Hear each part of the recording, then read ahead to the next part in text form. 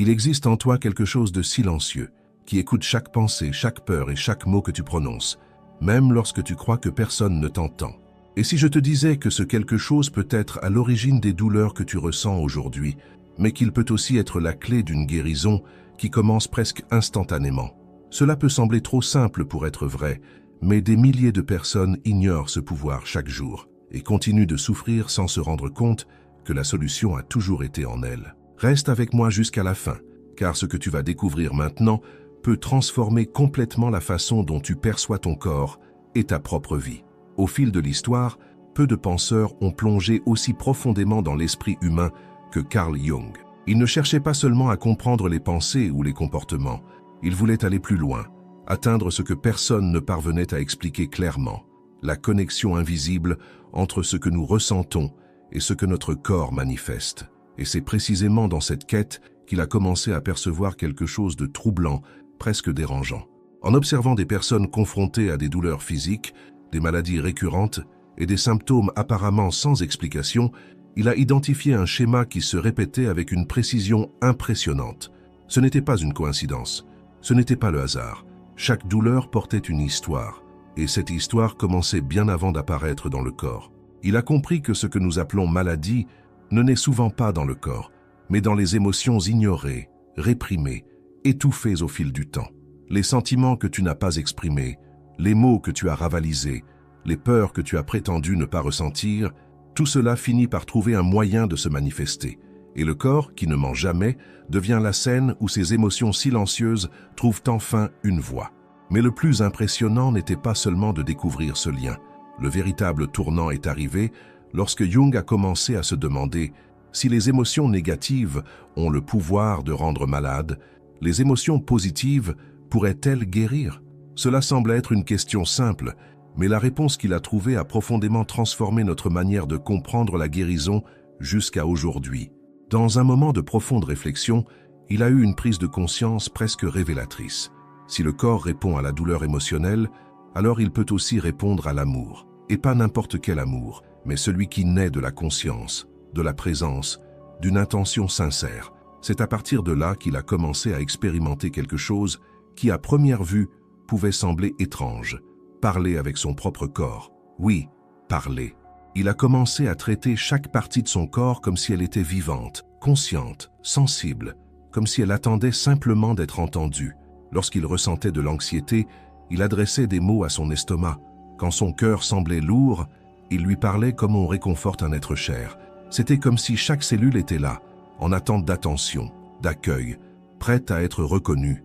Et ce qui s'est passé ensuite l'a lui-même surpris. Le corps a commencé à réagir. Pas d'une manière mystique ou inexplicable, mais d'une façon profondément naturelle, comme s'il recevait enfin le message qu'il attendait depuis toujours. C'est alors que Jung a compris quelque chose qui change tout. Ton corps n'est pas seulement une structure physique, il est le reflet direct de ce que tu penses, ressens et crois. Il t'écoute en permanence. Chaque pensée répétée, chaque émotion chargée, chaque mot prononcé, tout cela devient une instruction pour ton propre organisme. Et peut-être que l'une des plus grandes erreurs que nous commettons dans la vie, c'est de traiter notre corps comme un ennemi. Nous nous plaignons de lui, nous le critiquons, nous ignorons ses signaux, alors qu'en réalité, il essaie de nous aider en permanence. Il n'est pas contre toi. Il cherche à te protéger, à t'alerter, à te montrer quelque chose que tu n'as pas encore eu le courage d'affronter. C'est à partir de cette compréhension que Jung a développé ce qu'il appelait le dialogue conscient avec le corps. Ce n'était pas une méthode compliquée, remplie de règles.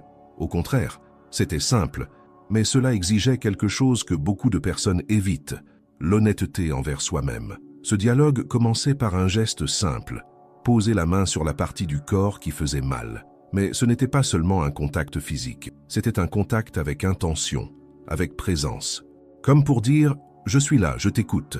Puis venait l'essentiel, la conversation.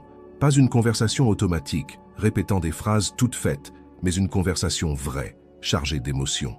Il fallait reconnaître ce qui se cachait derrière cette douleur. Peur, colère, tristesse, culpabilité, chaque symptôme dissimulait une émotion non résolue. Et lorsque tu trouvais enfin le courage de regarder cela en face, quelque chose commençait à changer. Jung conseillait d'aborder ce dialogue avec la même compassion que tu aurais pour un enfant effrayé, sans jugement, sans dureté, juste de l'accueil, comme pour dire à cette partie de ton corps, je te comprends, je sais que tu portes quelque chose de lourd, et je suis là maintenant. Et peut-être pour la première fois depuis longtemps, tu cessais de te juger pour commencer à te comprendre, car au fond, beaucoup des douleurs que tu ressens aujourd'hui ne sont pas récentes. Elles viennent d'années, parfois de décennies, à porter des émotions qui n'ont jamais eu l'espace d'exister. Et le corps, patient comme il l'a toujours été, attendait simplement le moment où tu serais prêt à l'écouter. Et voici quelque chose qui peut te toucher profondément. Jung croyait que chaque organe du corps porte un message spécifique, comme une carte émotionnelle de ta propre histoire. Le foie, par exemple, est souvent lié aux émotions refoulées, à ce que tu as gardé en toi sans jamais pouvoir l'exprimer. Les poumons peuvent refléter des tristesses profondes, celles que tu as essayé de cacher même à toi-même. Quant aux douleurs dans le dos, elles révèlent souvent un poids émotionnel, des responsabilités, des peurs, des insécurités que tu portes seul depuis longtemps. Et lorsque tu commences à voir cela, tout prend un nouveau sens. La douleur cesse d'être seulement un problème et devient un signal, un appel, une invitation à regarder à l'intérieur. Mais peut-être que la partie la plus transformatrice de tout cela réside dans ce que Jung a découvert sur la réponse du corps à l'amour. Selon lui, au moment précis où tu parles à ton corps avec douceur, avec sincérité, quelque chose commence à se produire. Chaque cellule entre dans un processus de réorganisation, comme si elle recevait une nouvelle instruction. Et cela change tout, parce que, contrairement à ce que beaucoup de gens croient, le corps n'est pas immobile, il se reconstruit en permanence. Et les messages que tu lui envoies, consciemment ou inconsciemment, influencent directement ce processus. Maintenant, imagine ceci. Si pendant des années, tu as envoyé des messages de critique, de peur, d'insécurité, comment penses-tu que ton corps a réagi? Mais la bonne nouvelle, c'est que cela peut changer. Et peut-être que cela commence maintenant, avec une simple décision, te traiter avec plus de douceur, parce qu'au fond, ce que ton corps a toujours voulu, ce n'était jamais la perfection, c'était simplement être entendu. Avant de continuer, laisse-moi te faire une invitation simple mais très importante. Si ce que tu entends ici commence déjà à faire sens pour toi, si quelque chose a touché ton cœur, alors abonne-toi à la chaîne, laisse un like et écris dans les commentaires l'affirmation suivante. Je choisis de me guérir avec amour et conscience. Cela peut sembler n'être qu'une phrase, mais lorsque tu l'écris, tu envoies un message direct à ton esprit et à ton corps, et c'est déjà le début d'une transformation réelle. Maintenant, respire profondément, parce que ce qui vient ensuite peut te faire voir ta propre vie d'une manière complètement différente. Lorsque Carl Jung a approfondi encore davantage ses recherches, il a compris qu'il ne suffisait pas de parler au corps de manière superficielle. Il existait un élément essentiel que beaucoup de personnes ignoraient, la vérité émotionnelle derrière les mots. Il ne sert à rien de répéter de belles phrases, apprises par cœur, si au fond de toi, tu portes encore de la peur, de la culpabilité ou du ressentiment. Le corps ne répond pas seulement à ce que tu dis, il répond à ce que tu ressens pendant que tu le dis. Et c'est précisément là que la plupart des gens se perdent, parce que pendant des années, parfois toute une vie, on t'a appris à cacher ce que tu ressens, à ravaler tes larmes, à dissimuler ta douleur, à continuer d'avancer même quand quelque chose en toi était brisé. Et tout cela s'accumule, couche après couche, jusqu'au moment où le corps doit parler à ta place. C'est pour cela que Jung insistait sur quelque chose qui peut être inconfortable au début, mais profondément libérateur. Il disait que tu dois avoir le courage de poser des questions directes à ton propre corps, des questions que peut-être tu n'as jamais osé te poser à toi-même. S'il y a une douleur dans le dos, par exemple, ce n'est pas seulement une douleur, c'est un poids. Et la question qu'il suggérait était simple mais profonde. Quel poids émotionnel suis-je en train de porter depuis si longtemps? Et lorsque tu poses cette question avec sincérité, la réponse vient. Parfois pas en mots clairs, mais sous forme de sensations, de souvenirs, d'émotions qui émergent. Cela peut être la peur de ne pas être à la hauteur de la vie, une responsabilité excessive, le sentiment d'être seul, ou même ce besoin constant d'être fort tout le temps. Puis vient l'étape la plus importante, la libération. Tu regardes cette douleur, tu touches cette partie de ton corps et tu lui parles comme tu parlerais à quelqu'un que tu aimes profondément. Pas avec froideur, mais avec présence. Quelque chose comme « Je sais combien tu as porté pour moi, je sais que c'était lourd, mais maintenant j'assume cela. Tu n'as plus besoin de porter ce fardeau seul. Tu vois ce qui se passe ici, tu cesses de lutter contre ton corps et tu commences à collaborer avec lui.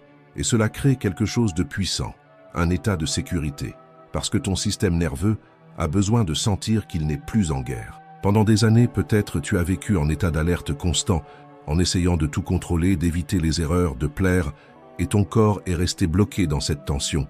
Mais lorsque tu touches ton corps avec douceur, lorsque tu lui parles avec amour, tu envoies un signal clair. Tout va bien maintenant. Et ce signal change tout. Jung affirmait que seulement quelques minutes par jour de cette connexion consciente suffisaient à initier des changements profonds. Non pas parce que c'est quelque chose de magique, mais parce que tu modifies la manière dont ton corps reçoit les informations. Et voici un point essentiel que peu de gens comprennent. Ton corps t'écoute en permanence, même lorsque tu n'en es pas conscient. Si tu passes ta journée à te dire mentalement que tu es fatigué, que tu n'en peux plus, que rien ne fonctionne, ton corps reçoit cela comme un ordre. Maintenant, imagine l'inverse. Imagine commencer à envoyer des messages de soutien, de confiance, de soin. Ce n'est pas seulement positif, c'est transformateur. Mais Jung ne s'est pas arrêté là. Il a compris qu'il existait une barrière encore plus profonde en chacun, quelque chose qui empêchait cet amour de circuler naturellement. Et cette barrière apparaissait de manière très claire dans un exercice simple, mais extrêmement puissant, le travail avec le miroir. Cela peut sembler banal, se regarder dans un miroir. Tu le fais tous les jours, n'est-ce pas? Mais maintenant, imagine quelque chose de différent. Imagine rester quelques minutes en regardant directement dans tes propres yeux, sans détourner le regard, et te dire « Je t'aime, je t'accepte exactement tel que tu es ». Cela paraît facile, mais la vérité, c'est que pour beaucoup de personnes, c'est extrêmement difficile. Parce qu'à cet instant, tu ne regardes pas seulement ton visage, tu te confrontes à toi-même. Tu fais face à toutes les critiques que tu t'es déjà adressées, à toutes les fois où tu t'es senti insuffisant, à tous les moments où tu as cru ne pas être à la hauteur. Et c'est pour cela que beaucoup détournent le regard. D'autres ressentent l'envie de pleurer. Certains ne parviennent même pas à terminer la phrase. Mais Jung voyait cela comme un signe clair, non pas de faiblesse, mais de l'endroit où se trouve la blessure. Parce que ce que tu n'arrives pas à te dire à toi-même est exactement ce que tu as le plus besoin d'entendre. Et lorsque tu persévères dans cet exercice, lorsque tu restes là, même dans l'inconfort, quelque chose commence à se briser, pas de manière négative, mais comme une barrière qui est enfin en train de tomber. Et peu à peu, tu commences à te voir autrement, non plus avec jugement, mais avec compréhension. Et ce processus devient encore plus puissant lorsque tu combines le miroir avec le toucher du corps. Tu te regardes, tu poses la main sur une partie de ton corps que tu as souvent critiquée, et tu lui parles avec douceur. Cela peut être le ventre, le visage, n'importe quelle partie que tu as rejetée à un moment donné. Et tu dis « Pardonne-moi pour toutes les fois où je t'ai critiqué, pour toutes les fois où je ne t'ai pas accepté. Aujourd'hui, je choisis de t'aimer tel que tu es. » Cela peut sembler trop simple, mais pour ton corps, c'est une révolution. Parce que, pour la première fois, il reçoit quelque chose de différent. Et peut-être que c'est exactement ce qui lui manquait. Tout au long de ta vie, tu as appris à te juger, à te comparer, à te corriger, mais rarement à t'accueillir. Et sans cet accueil, le corps entre dans un cycle constant de tension, comme s'il essayait en permanence d'atteindre quelque chose qui n'est jamais suffisant. Mais lorsque tu changes cette relation, lorsque tu commences à te traiter avec plus de douceur, le corps répond. Et ce n'est pas seulement émotionnel, c'est physique, c'est réel. Carl Jung croyait que chaque douleur était comme un message, une lettre personnelle envoyée par ton propre corps. Et la question ne devrait pas être seulement « comment faire pour que cela s'arrête ?», mais plutôt « qu'est-ce que cela essaye de me montrer ?» Parce que lorsque tu comprends le message, tu n'as plus besoin de la douleur. Et peut-être qu'en cet instant, tu commences à percevoir quelque chose. Peut-être qu'une de tes douleurs commence à prendre un nouveau sens. Peut-être que ce qui semblait uniquement physique révèle une histoire émotionnelle que tu n'avais jamais pris le temps d'écouter. Et ce n'est pas un hasard. C'est la conscience qui s'éveille. Et lorsque cela arrive, il n'y a plus de retour en arrière. Parce que tu commences à comprendre que la guérison ne se trouve pas seulement à l'extérieur. Elle commence à l'intérieur. Et il existe encore un point que Jung considérait comme essentiel dans ce processus, quelque chose que beaucoup de personnes évitent, mais qui a un impact direct sur la santé du corps, le pardon. Mais pas un pardon superficiel, prononcé du bout des lèvres, un pardon véritable qui libère. Et c'est exactement là où nous allons plonger maintenant. Lorsque Jung a approfondi cette question du pardon, il a découvert quelque chose qui change complètement notre manière de comprendre la guérison. Garder du ressentiment n'affecte pas seulement l'esprit, cela crée un impact direct sur le corps. C'est comme si chaque blessure non résolue occupait un espace intérieur générant tension, blocage, usure, comme un poids invisible que tu portes chaque jour sans t'en rendre compte. Peut-être as-tu déjà ressenti cela, cette sensation d'oppression dans la poitrine en pensant à quelqu'un, un inconfort dans l'estomac en revivant une situation, ou même une irritation constante qui semble n'avoir aucune explication. En réalité, elle en a une. Et bien souvent, elle se trouve dans quelque chose qui est resté non résolu en toi. Jung disait que tant qu'il y a du ressentiment dans le cœur, le corps ne peut pas entrer dans un état complet de guérison, non pas parce qu'il ne le veut pas, mais parce qu'il est occupé à soutenir ce conflit intérieur. C'est comme essayer de se reposer dans un environnement bruyant. Peu importe ton désir de te détendre, quelque chose t'en empêche. Et voici un changement de perspective important. Pardonner n'a absolument rien à voir avec l'autre. Ce n'est pas justifier ce que quelqu'un a fait, ni dire que c'était acceptable. Pardonner est un acte de libération personnelle. C'est te dire à toi-même « Je ne veux plus porter cela ». C'est comme lâcher une corde que tu tiens depuis trop longtemps et qui a déjà blessé tes mains. La méthode que Jung enseignait était simple, mais profondément transformatrice. Il recommandait d'écrire le nom de la personne qui t'a fait souffrir, non pas pour rouvrir les blessures, mais pour amener à la conscience ce qui est encore actif en toi. Ensuite, tu poses la main sur ton cœur et tu dis, à voix haute, avec intention, « Je te pardonne complètement et je te libère ». Au début, cela peut sembler étrange, peut-être même faux, et c'est normal, parce que l'objectif n'est pas de ressentir immédiatement, mais de commencer le processus. Il expliquait que souvent, l'émotion vient après la répétition. Tu plantes d'abord la graine, puis elle commence à grandir, et ensuite, tu continues, tu es libre, et moi aussi. Ce lien de douleur n'existe plus. Maintenant, il n'y a que la paix. Tu ressens la puissance de cela, tu ne changes pas le passé, mais tu transformes l'impact qu'il a sur toi aujourd'hui. Et peu à peu, cela crée une sensation de légèreté que tu n'avais peut-être pas ressentie depuis longtemps. Comme si quelque chose en toi respirait enfin à nouveau. Jung comparait ce processus à celui d'éplucher un oignon. Chaque couche que tu enlèves révèle quelque chose de plus profond, une douleur plus ancienne, un souvenir oublié, un sentiment gardé pendant des années. Mais en même temps, chaque couche que tu libères ouvre de l'espace pour plus d'énergie, plus de vitalité, plus de paix. Et il y a peut-être ici quelque chose d'important à comprendre. La guérison ne se produit pas d'un seul coup. C'est un processus, un chemin. Et ce chemin demande de la présence parce que la vie continue chaque jour, de petites situations, de petites frustrations, de petits conflits. Et chacun d'eux peut s'accumuler si tu n'en es pas conscient. C'est pour cela que Jung a développé ce qu'il appelait le pardon préventif. Avant de dormir, il recommandait un moment de révision intérieure, un regard honnête sur ta journée, non pas pour te juger, mais pour nettoyer. Tu te rappelles tout ce qui t'a dérangé, une parole blessante, une attitude qui t'a irrité, ou même quelque chose que tu as fait et que tu n'as pas aimé. Et pour chaque situation, tu appliques le même principe.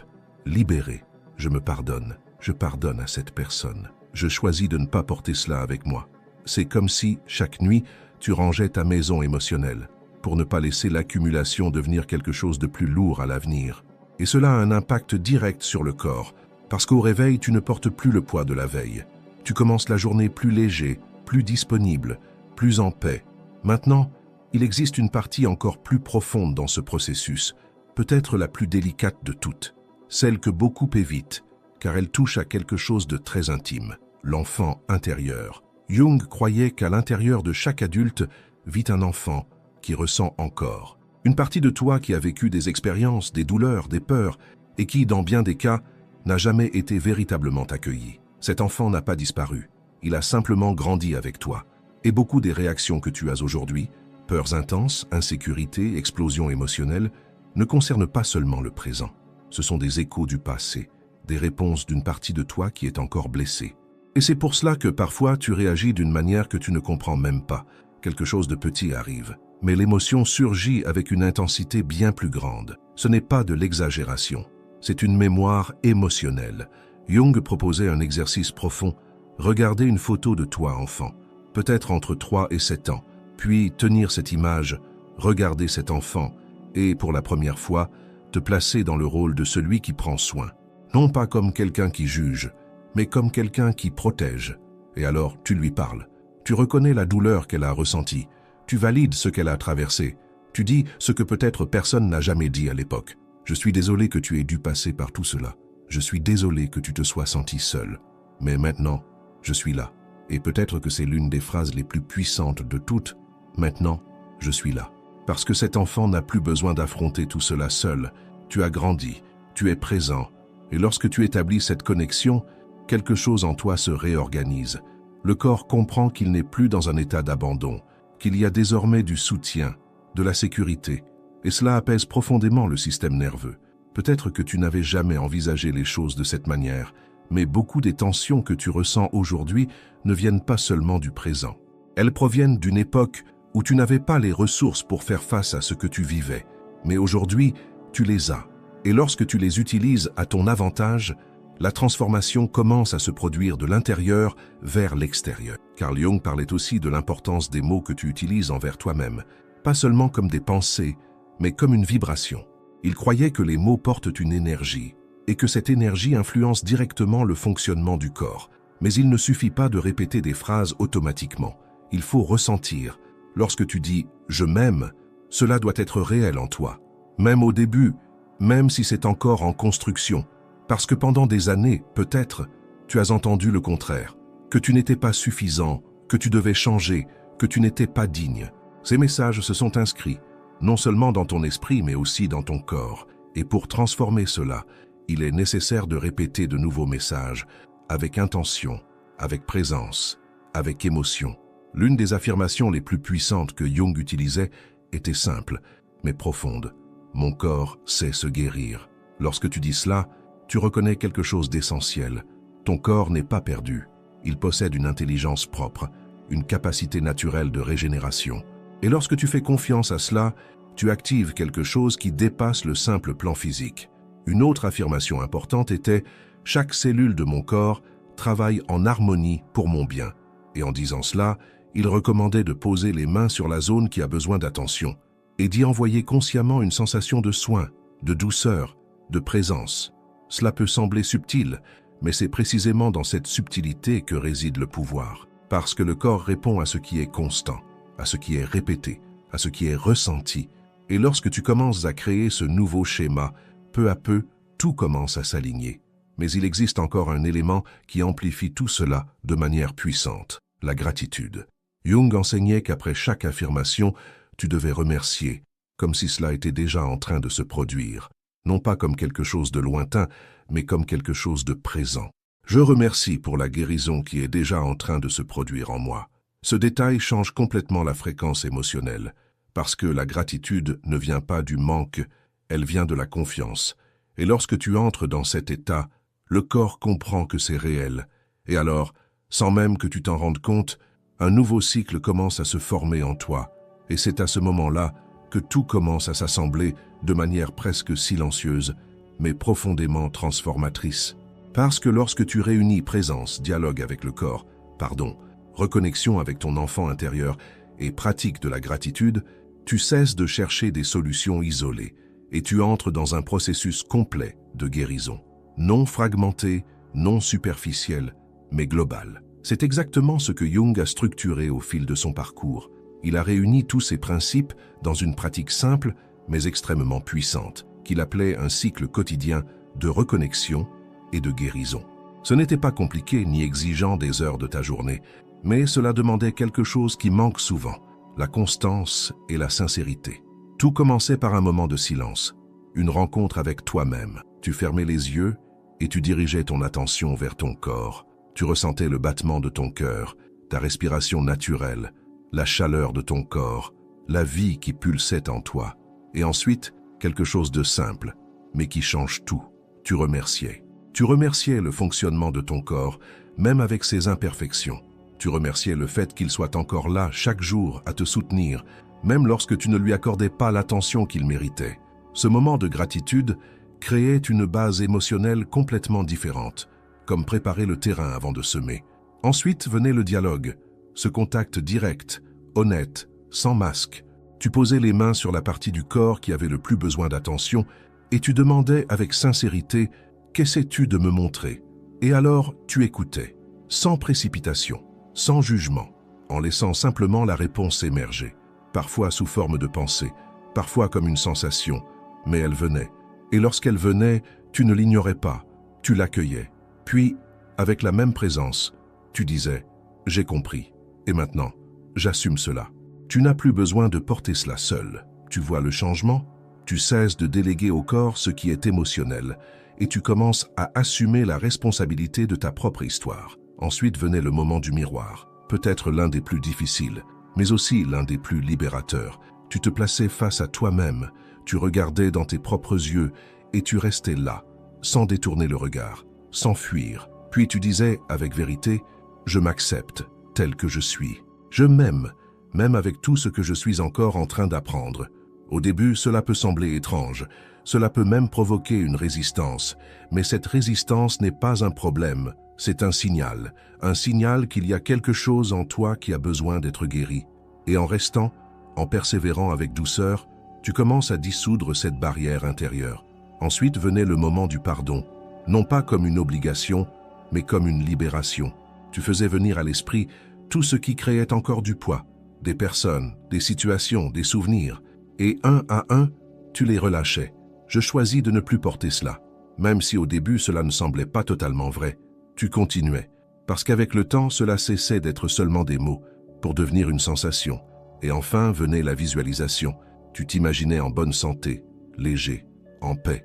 Non pas comme quelque chose de lointain, mais comme quelque chose de présent.